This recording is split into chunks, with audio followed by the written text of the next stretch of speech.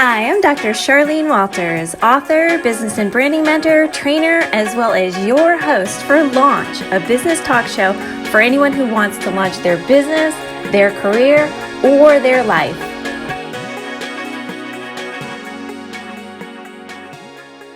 Hi everyone, welcome to Launch. I'm your host, Charlene Walters, and I am super excited because today we have Bethanie Baynes. She's a tech executive from Google. She's a podcast host, and she's also a strong advocate for breadwinning women. Welcome, Bethanie.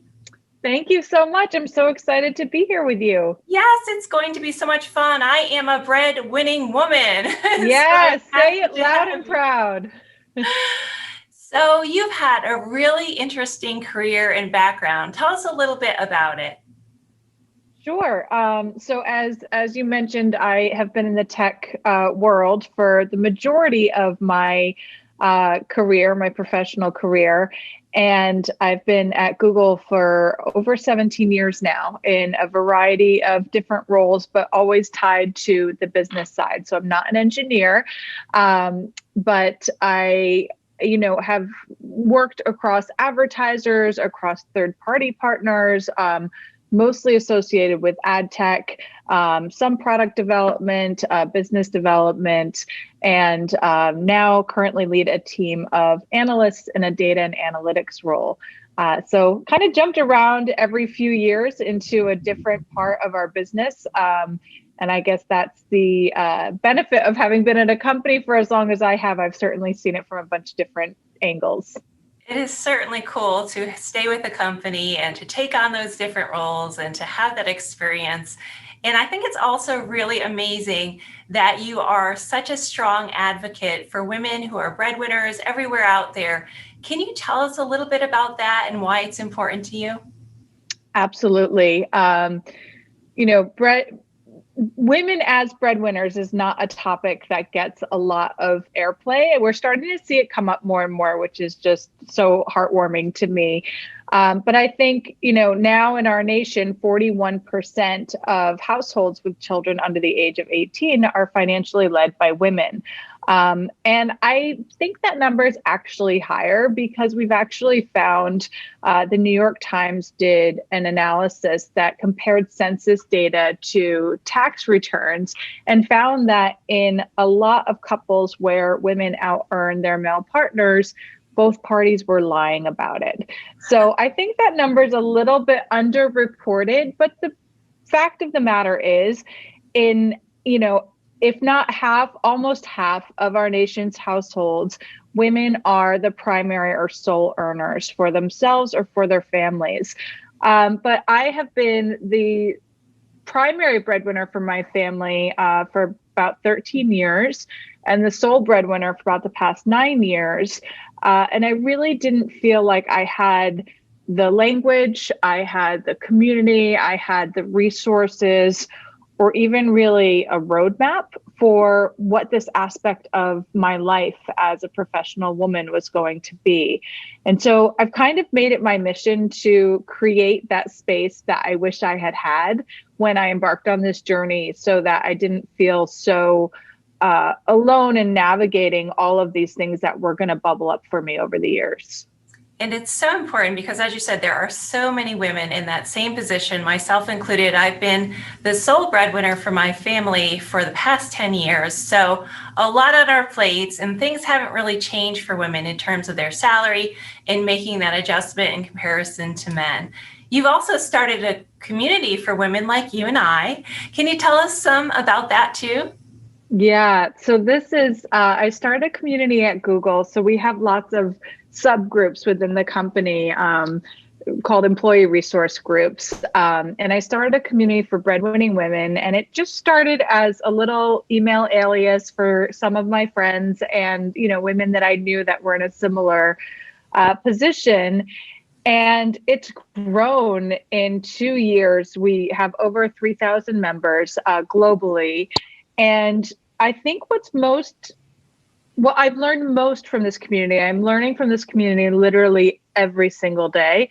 But what I've learned most is how diverse the set of breadwinning women is and how many different scenarios there are in terms of people who identify as breadwinners. So I think that has been one of the most profound lessons I've learned, is that when we capture statistics like 41%, right? If you heard what I said, that was just within the US, and that was just tied to households with children under the age of 18.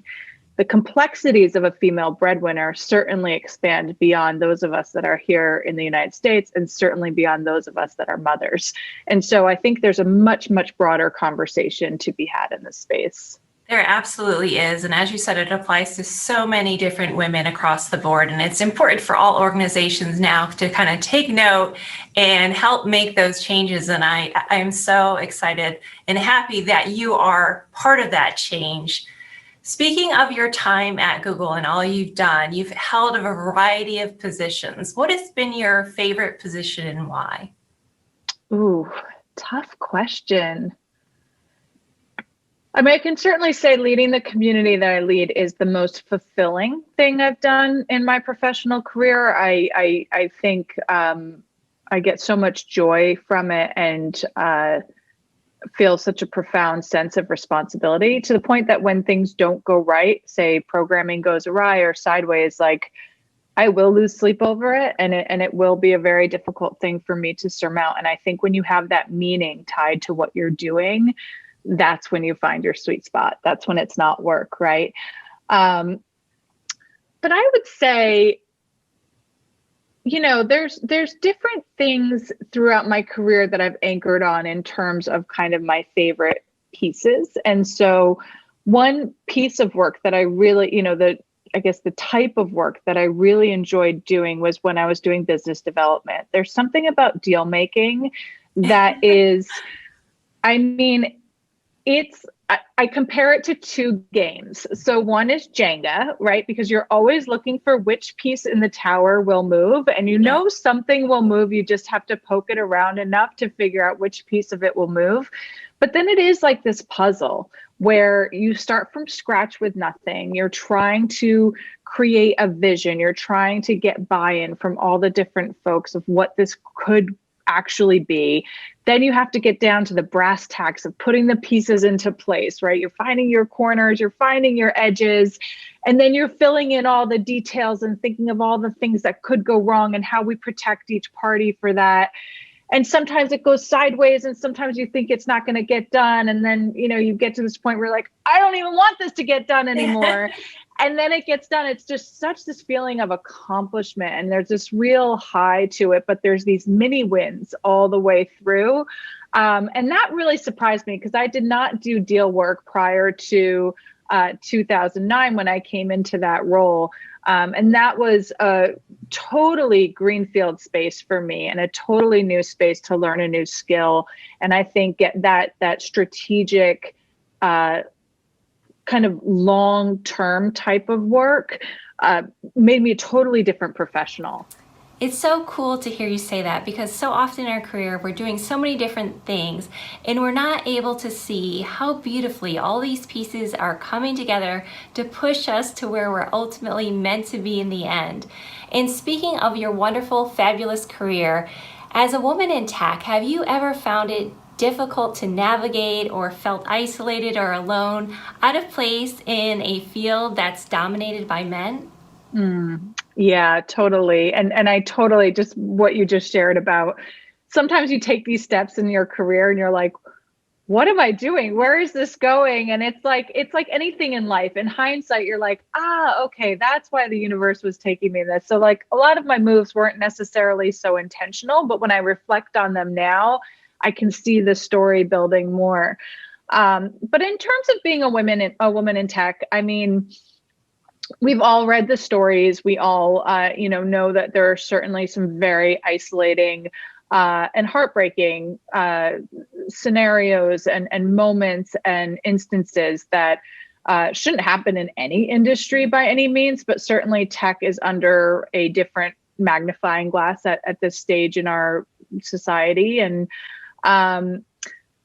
I I used to joke with my friends when we would go to conferences, the best part of going to tech conferences is there was never a line in the women's bathroom, right? Like we could get right in there versus any other event, maybe a sporting event.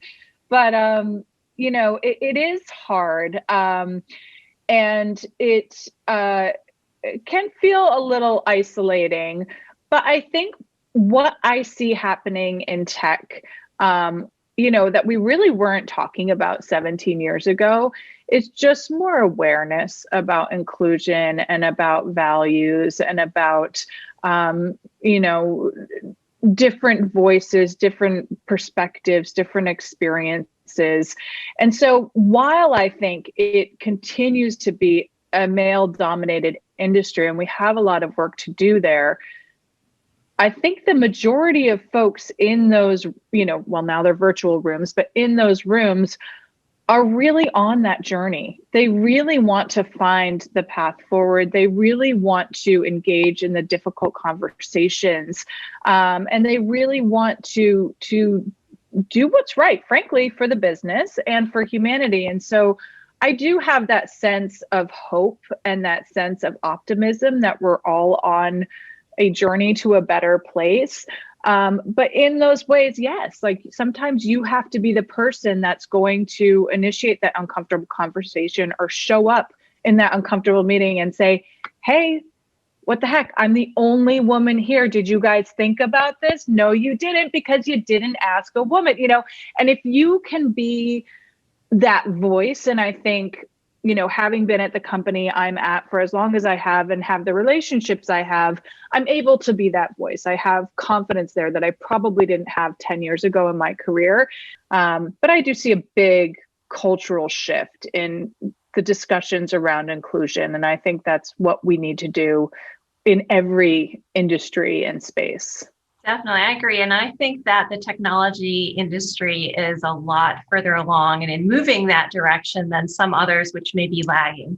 And speaking of which, as you know, we had a huge number of women leave the workforce last year, 2.2 million women, which is so alarming and just mind blowing.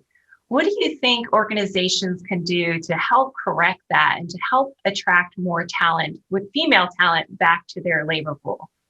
Yeah, I mean, it is obviously heartbreaking and it has unwound decades of progress. And it predominantly is disproportionately impacting women of color and women in lower income roles. And so I think there's a lot of a societal reckoning here that needs to happen. More like institutionalized types of approaches for sure. So I think there's a lot of different programs that need to happen beyond the company level. But I do think within companies, there's things that are real gifts that tend to be appreciated or geared more toward women than men, things like paid leave. And not just a maternity leave, but carer's leave, right? This ability to care for someone other than yourself without losing your professional, trajectory.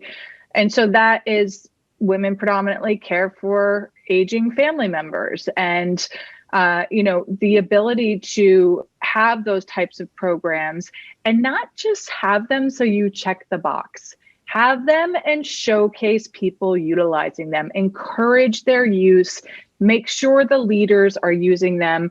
And then I'd also love to see companies just get much more comfortable and open to flexible work arrangements. So this pandemic definitely taught us, in most, non face-to-face industries, you can do a lot of work remotely, right? Yeah. So what parts of jobs can be done in a remote way that, one, helps to cut down on commute, two, helps to cut down on issues with anybody with different abilities and accessibility, helps to support women who are frankly tend to be the primary caregivers. And I'm sorry, my kids get out of school at 2:30, right? That's 6 minutes from now. I have a whole other 4 hours of meetings before I get done with my day, right?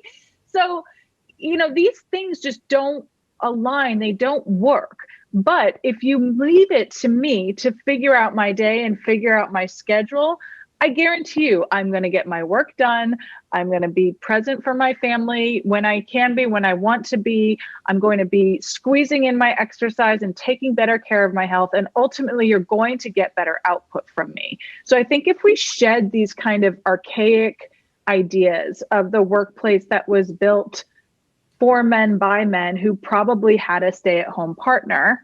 And by the way, that's 100% the key to my success, is that my partner stays home. Well, we're all home now, but you know what I mean. If we start to rethink some of these things that we've just taken as fact and moved forward with, which this pandemic did cause us to do, I think we'll see a lot of progress. And I think we'll also see an openness to, looking at part-time work as a viable solution, not just somebody who's half there. That's the concept. And it's so wrong. Right. Anyone I've known that's taken a part-time role is almost twice as committed because they love that they get to have such a rich life and really put their time where they've intentionally wanted it to go. So you actually have more dedication, which means better production, frankly. Yes, absolutely. And if there was a silver lining associated with the pandemic, that is it. That remote work and flexibility have been embraced, they've become the norm, and there's less suspicion around them. I've been working remotely for years, more than 10. And I can tell you early on, I battled that notion that you weren't really working, that maybe you were slacking off. So I am thrilled to see that it's gaining acceptance and companies will be leaning into this moving forward. I know this is the reason that I stayed with one particular organization for years as a single mom. It enabled me to juggle everything that I needed to do, and I'm so thankful for that. You talked before about many women leaving the workforce due to furloughs and layoffs, right? But there are also those women that chose to leave voluntarily. It was sometimes due to a lack of opportunities, or maybe in some cases it had to do with the gender wage gap. How much do you think that was a contributing factor?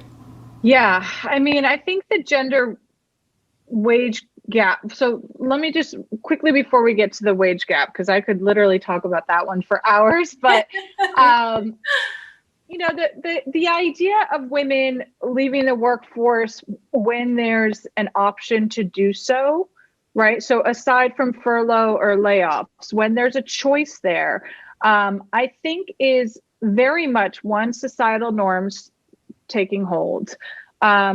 Two, this like almost like, do I want to say this, like bad math, right? Because a lot of times it becomes, okay, I'm paying $2,000 a month for childcare and I'm bringing in $2,200 a month. This doesn't add up. Right. And the truth of it is you're also, by taking a break from there, then you're potentially slowing down or impacting your reentry into the workforce at some point. You're not contributing to a 401k during that time. You're not building your network, which is very hard to calculate in terms of creating connections that can enrich your life further down the road. So there's much more like opportunity cost than just your salary. And I think that's the math that a lot of families do. And frankly, it's the math that we did when my husband stopped working in the corporate workforce. Yes.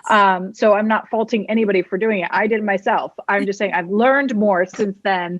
But I also think, this concept of the wage gap is when you are doing the math and you have a heteronormative couple, and at least half of the cases, based on my, the studies that I referenced earlier, a man will be out earning a woman.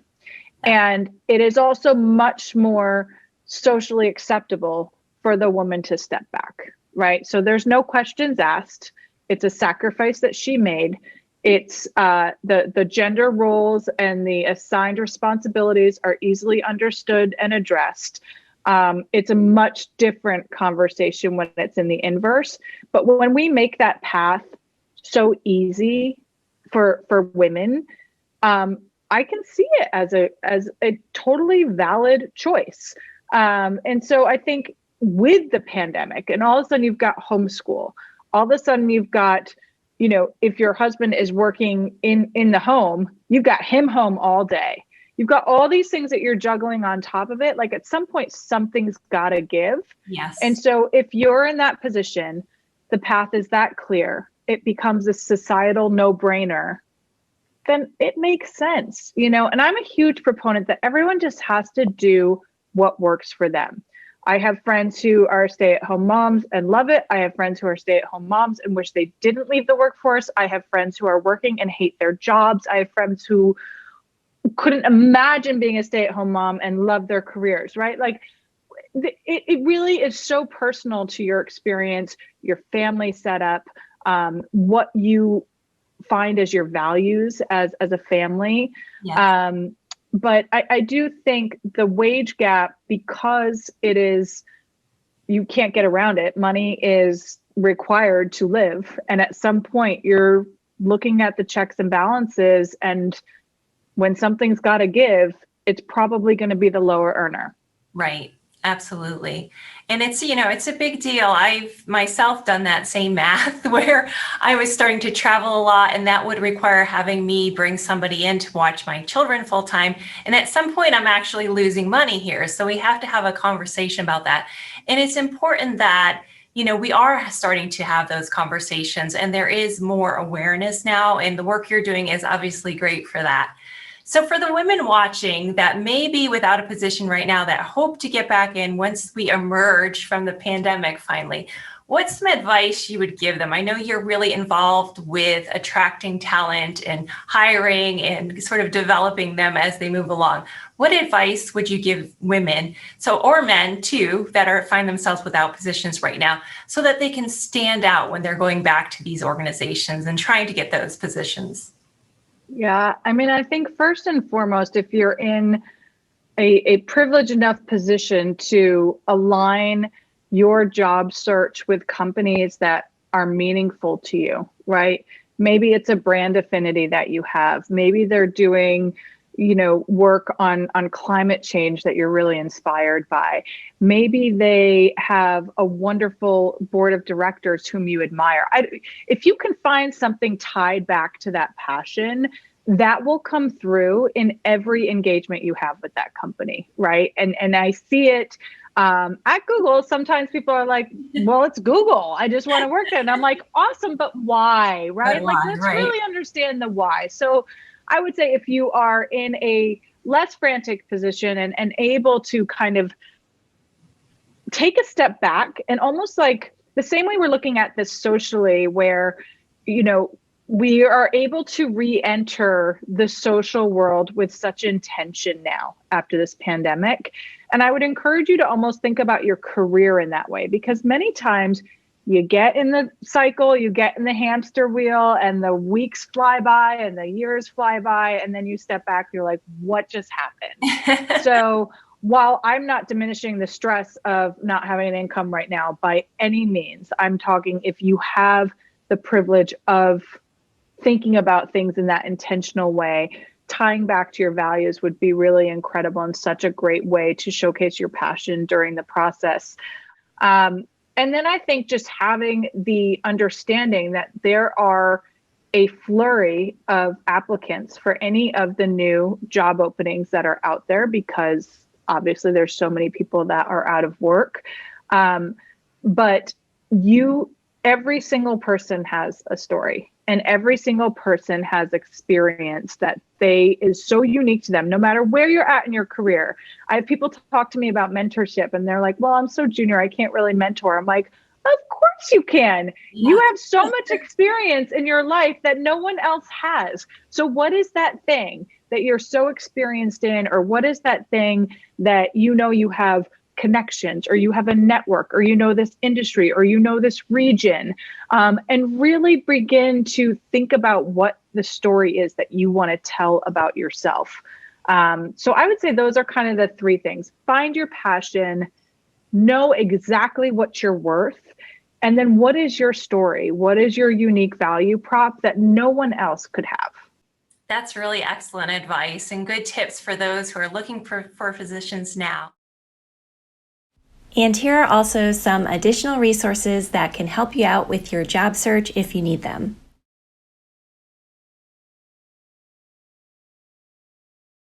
I am going to switch gears a little bit here. I always like to play this little fun game during this show. It's called If You Tell Me Yours, I'll Tell You Mine. So I'm going to ask you questions. So the first one is, if you could choose any dessert, what would you choose? Chocolate. Anything chocolate. That's a no-brainer, right? I would pick chocolate chip cookies. That is my no matter what, will never fail me. What is your favorite vacation spot? Oh, anywhere where there is sand in my toes. I am a beach girl through and through. Me too, exactly. I love St. Simon's Island in Georgia. That's my current favorite, but I love any beach anywhere. So if you're having a really bad day, what do you do, Bethanie? I drink wine. And if I'm having a really good day, I drink wine too. No, I love wine. I also really love baths. It's just, there's something so healing and soothing, and it might be because I can lock the door and nobody bothers me. But it is really just such a peaceful moment, and I feel like it's also just so good for the soul and the body. I love to exercise when I'm feeling bad, but your answer definitely sounds like more fun with the wine in the bath. So maybe I'll try that. I put them together often too. Okay, next question. What are you hoping to do first thing when we emerge from this pandemic? What's high on your list? Oh, I'm dying to travel. I just want to go on a trip. We've missed, my family and I love to travel. My kids have been all over the world. And I just feel like we've missed so much about engaging in other cultures and other food and, just that feeling of changing your environment. So I'm really looking forward to traveling again and using all those points I have stored up from all my canceled trips. I know, it's amazing. And actually, I'm the same thing. I am waiting. I've got to get our passports renewed, which is high on my list to do, so that I am ready to roll as soon as we get out of this. Okay, last question. What is your favorite color? Yellow. Yellow, that's a nice one. Bright, sunny. I like blue. That is definitely my favorite color. So we're coming to the end here, and it's been so much fun talking to you today, Bethanie. Where can everyone find out more about you? Oh, thank you. I've had a blast. And yes, if you'd like to hear me discuss more on this topic, I do have a podcast, which you were so gracious to join me on, Working Wife, Happy Life, which you can get anywhere you get your podcasts. You can also connect with me on Instagram at Bethanie Baynes, or the podcast at Working Wife, Happy Life, or on LinkedIn. So be sure to check those out, particularly her podcast, which is amazing. And we will see you next time here on Launch.